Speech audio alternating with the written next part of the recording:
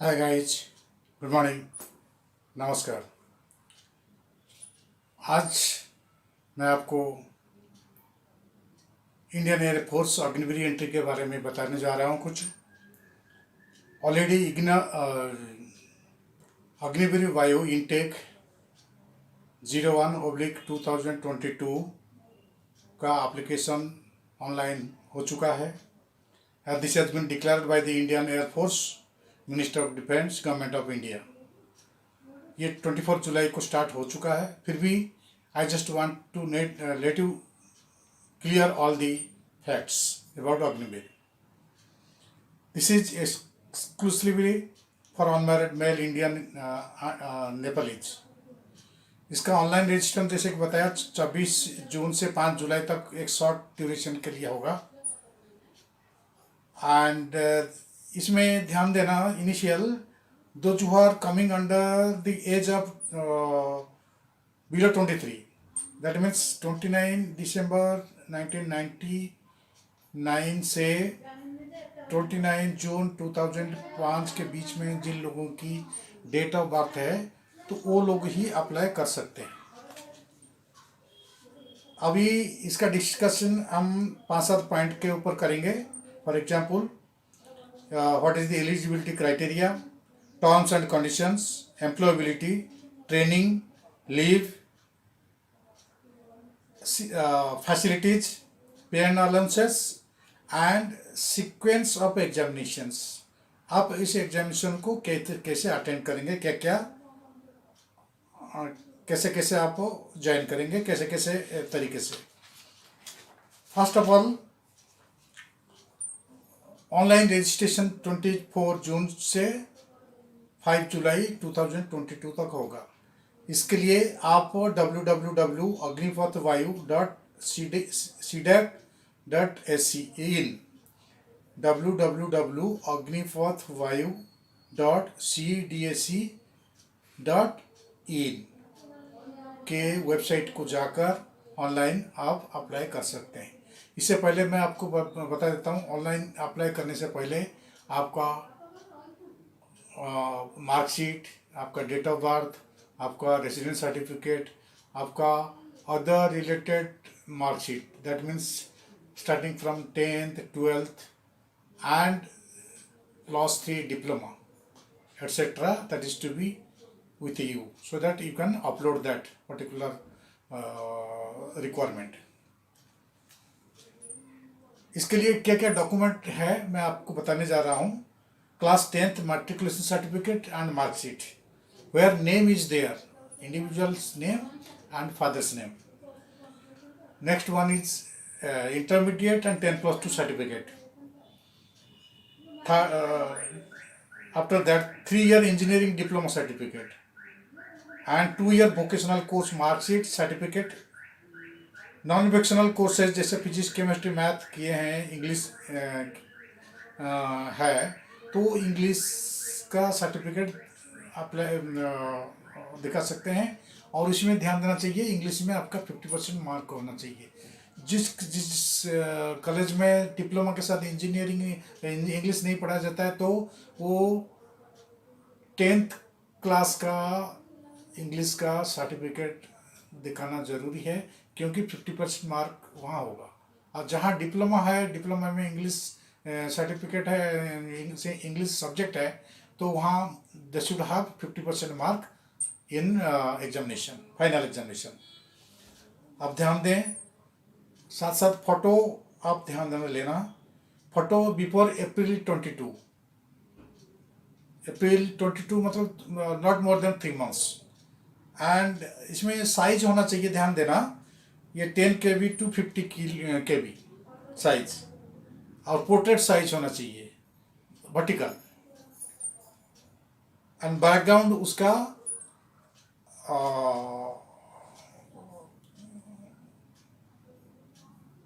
Light background होना चाहिए, light background, light white और लाइट एनी अदर कलर से, ब्लू हल्का होना चाहिए। Next one is left hand thumb impression, वो भी 10 to 50 KB के अंदर होना चाहिए, left hand thumb impression. Signature भी the same size 10 KB to 50 KB होना चाहिए। Candidate's father's and parents signature, father's and mother's image, left hand thumb image होना चाहिए। क्यों? If when candidate is minor below 18 years, then they can apply. But one thing is that at that particular moment, a consent form is to be signed by the parents, as well as thumb and thumb impression is required. Exam फी 250 रुपये exam फी लगेगा। Online payment आप कर सकते हैं। इसमें debit, credit card, net banking और इसके ज़रिए आप भर सकते हैं। Next one is mobile number. आपका mobile number, email ID registration के लिए बहुत ज़रूरी है। तो जो मोबाइल नंबर आप यूज करेंगे आगे को, वो है उसके साथ mobile email ID. Email ID अगर आपका नहीं है तो पहले ईमेल आईडी क्रिएट करिए, उसके बाद फिर आप ऑनलाइन एप्लीकेशन के लिए जाइए रजिस्ट्रेशन के लिए। और एक सुविधा यह है कि ऑनलाइन एप्लीकेशन में आधार कार्ड एंट्री जरूरी है, एक्सेप्ट जे.एंड.के, आसाम और मेघालय। आसाम, मेघालय और जे.एंड.के के स्टूडेंट्स को छोड़कर सभी इंडियन स्टेट्स के लिए आधार कार्ड जरूरी है। आधार कार्ड का नंबर आप डालने से आपका पूरा इंफॉर्मेशन कंसर्निंग अथॉरिटी को मिल जाएगा। जैसे एयरमैन सिलेक्शन बोर्ड है तो वो बोर्ड को पूरा इंफॉर्मेशन आधार कार्ड के जरिए आपको मिल जाएगा। और एड्रेस प्रूफ भी, they can do address proof through that. उसमें बहुत सारी चीज़ है। अभी आपने ऑनलाइन रजिस्ट्रेशन हो गया, कंफर्मेशन हो गया, तो एडमिट कार्ड आपको एग्ज़ाम से पहले आपको दिया जाएगा। एग्ज़ाम से पहले 2-4 दिन पहले दिया जाएगा, ताकि आप एयरमैन सिलेक्शन बोर्ड जो सर्विस सेंटर है, जहाँ एग्ज़ाम सेंटर है, वहाँ आपको बहुत से पहले दिया जाएगा, तो आप वहाँ जाके एग्ज़ाम दे सकते हैं। और इसमें ध्यान देना चाहिए कि जो आपका एडमिट कार्ड मिलेगा वो कलर प्रिंट ले लेना साथ में, और ओरिजिनल डॉक्यूमेंट्स ले लेना। ओरिजिनल डॉक्यूमेंट मतलब आपका आधार कार्ड एग्ज़ाम के लिए।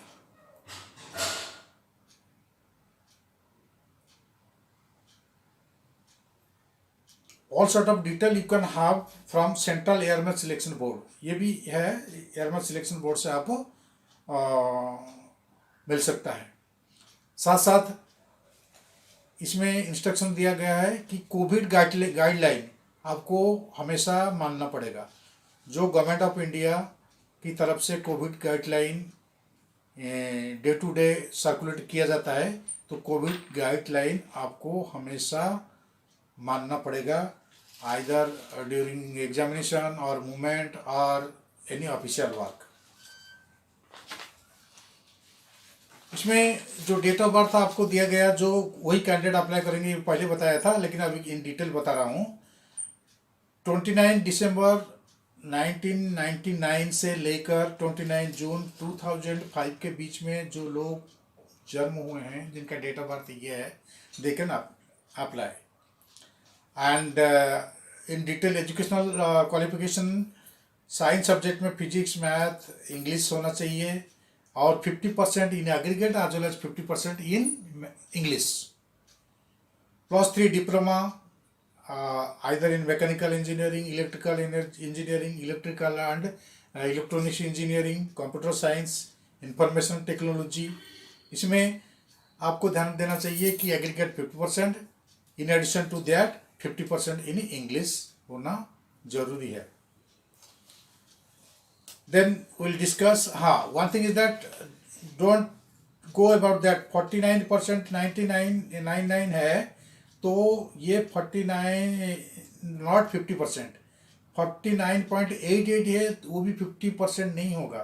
49.50 है, वो भी नहीं होगा। 49.52 है, वो 49% होगा। 49.99 भी 49% होगा। ये ध्यान देना चाहिए बंदे को जब आपका मार्कशीट आप देखेंगे। मेडिकल स्टैंडर्ड होना, ये देखिए थोड़ा आप इसका ध्यान दीजिए। Height 152.5 centimetre, chest maximum range 5 centimetre expansion, weight proportion to height, body mass index है। विजन आपका नॉर्मल विजन होना चाहिए, हियरिंग नॉर्मल होना चाहिए, dental healthy gum, dental 14 minimum होना चाहिए, जनरल हेल्थ, ये सब आप central airman selection board website में देख सकते हैं। Next one is terms and conditions, जो पहले मैं डिस्कशन किया था आप लोगों के साथ रिगार्डिंग दिस अग्निवीर एंट्री। ना फिर भी अभी मैं आपको बताने जा रहा हूँ। अग्निवीर एंट्री एयरफोर्स एक्ट 1950 के तहत इसका ड्यूरेशन 4 ईयर्स है, और on completion of total 4 years 25% will intake as per their performance in the total 4 years length. उसके बाद employability as per the direction of Indian air force.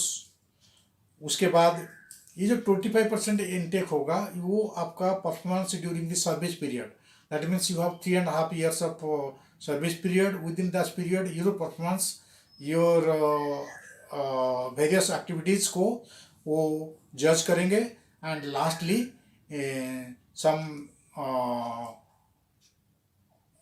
action regarding this final permanent entry will be conducted by the authority, then you can entry permanently.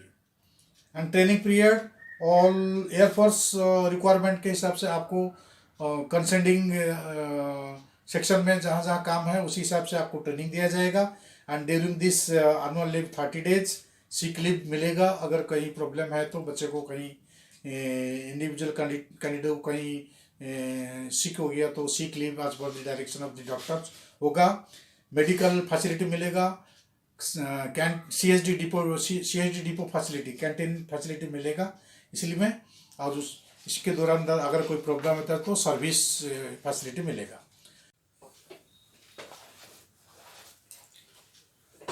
As far as pay allowances are concerned, there were 30,000 rupees and yearly increment, 30,000 rupees per month and yearly increment for 4 years. And in addition to that, risk and hardship allowances you will get. Excluding that, food, lodging and dress allowances. In addition to that, clothing and travel allowances will be provided. And the pay structure, monthly 30,000, 33,000, 36,500 and 40,000 you will get. In your hand, out of that 21,000 will be in the first year, 23,100 will be in the second year, 25,500 in third year, and 28,000 in fourth year will be in your hand.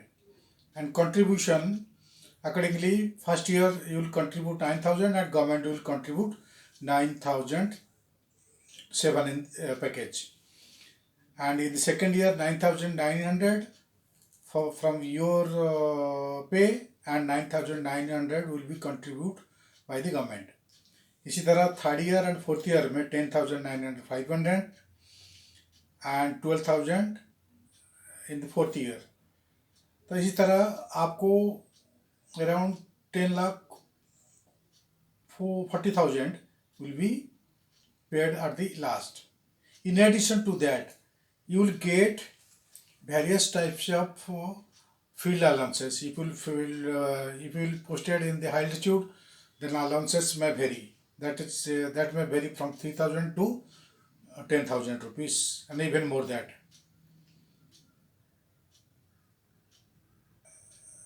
Then insurance, death and disability compensation.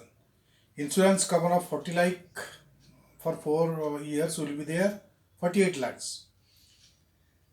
And in case of death, it will extend another up to 1 crore. Agniveer skill certificate. After completion of your 4 years of training in a particular field, then you will be given a certificate by the competitive authority of Indian Air Force, so that it can help to settle down somewhere else in the outside after your retirement. here one thing is that you will not be regarded as an ex-serviceman, because after completion of 4 years you are going to serve somewhere else in the outside. That means in the Central Armed Police Forces, like CISF, BSF, ITBP, Sashastra Sima Suraksha Bal, and other forces, and state police forces are also now giving some uh, facility to the Agnivir. And now other uh, private organizations and other various states, they are also providing certificates, etc. Sequence of, as far as the sequence of examination, online test phase 1, online test phase 2,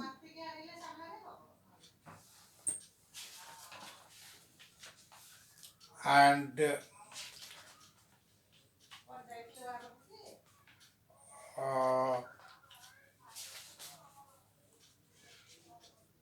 phase 2 के बाद adaptability test phase 1, adaptability test phase 2, ये conduct किया जाएगा। इसके बाद आपको physical test के बारे में बताता हूँ। फिजिकल टेस्ट जो फिटनेस टेस्ट होगा, ऑनलाइन जो क्वालिफाई होंगे टेस्ट 1 टेस्ट 2, उसके बाद फिजिकल फिटनेस टेस्ट होगा। इस physical test airman selection centre में होगा। वो 1.6 kilometre run with 6 minute 30 second में आपको कवर करना पड़ेगा। 10 पुशअप, 10 सिटअप, 20 स्क्वाट्स, ये आपको करना पड़ेगा। और इसके बाद ये ध्यान देना चाहिए, जो adaptability test and adaptability test 1 and 2 होगा, इसमें आपको एयरफोर्स के रिक्वायरमेंट के हिसाब से कराया जाएगा। लास्टली आपको जो फेज 3 होगा, ये अडेप्टेबिलिटी टेस्ट पास करने के बाद आपका फेज 3 मेडिकल एग्जामिनेशन होगा। मेडिकल एग्जामिनेशन आपका रेस्पेक्टिव एयरमैन सिलेक्शन सेंटर में होगा। ये इंडियन एयरफोर्स के मेडिकल टीम वो कंडक्ट करेंगे। उनका वेरियस क्राइटेरिया है, blood group, urine, biochemistry test वगैरह होगा, उसको आपको क्वालिफाई करना पड़ेगा।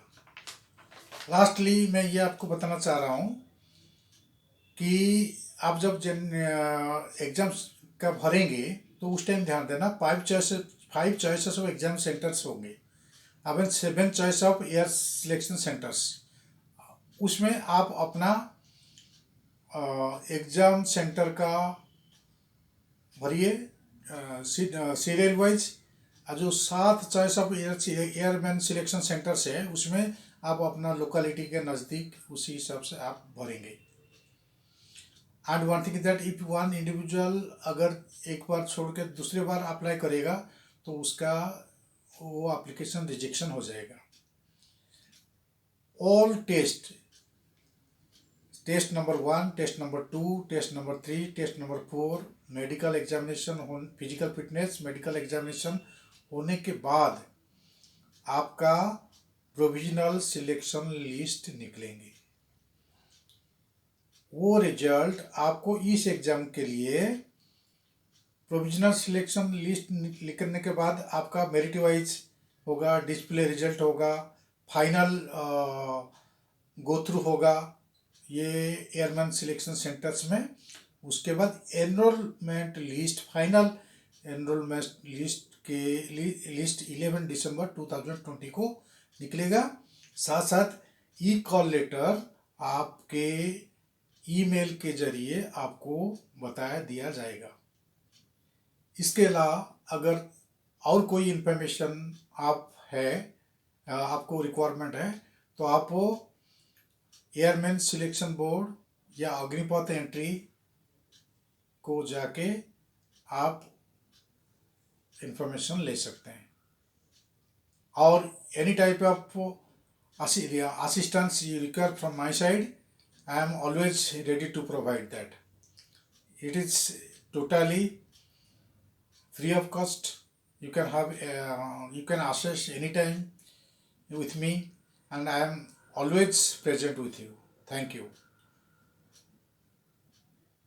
और अंत में मैं आप सबको ये बताना चाह रहा हूँ कि अगर ये इन्फॉर्मेशन आपके लिए फ़ायदेमंद है तो आप इसको सब्सक्राइब करें और शेयर करें। Thank you. नमस्कार।